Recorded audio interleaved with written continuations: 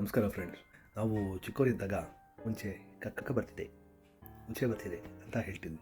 ಅದು ಆದಮೇಲೆ ಏನಾಯಿತು ಅಂದರೆ ಹಿಂಗಾಯಿತು ಅಥವಾ ಇದಕ್ಕೆ ಹಿಂಗೂ ಆಗೋಯ್ತು ಅಲ್ವಾ.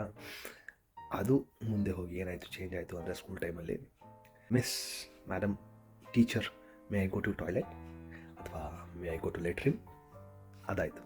ಮುಂದೆ ಹೋಗಿ ಏನೋ ದೊಡ್ಡದಾಗಿ ಚೇಂಜ್ ಆಗಿ ಮೇ ಗೋ ಟು ವಾಶ್ರೂಮ್ ಆಗೋಯ್ತು.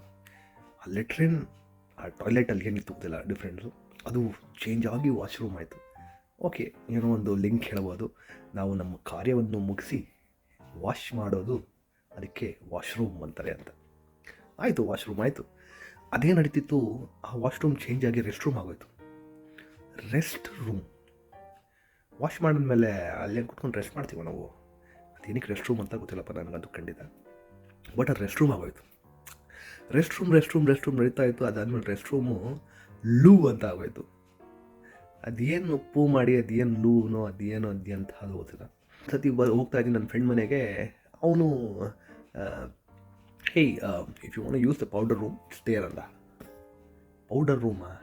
ನನಗೇನು ಬೇಡವಲ್ಲ ಪೌಡ್ರು, ನಾನು ಪೌಡ್ರ್ ಹಾಕ್ಕೊಳ್ಳಲ್ವಲ್ಲ ಅಂದ್ಕೊಂಡು ಹೋದರೆ ಟಾಯ್ಲೆಟ್ ರೂಮ್ಗೆ ಪೌಡರ್ ರೂಮ್ ಅಂತಾರೆ.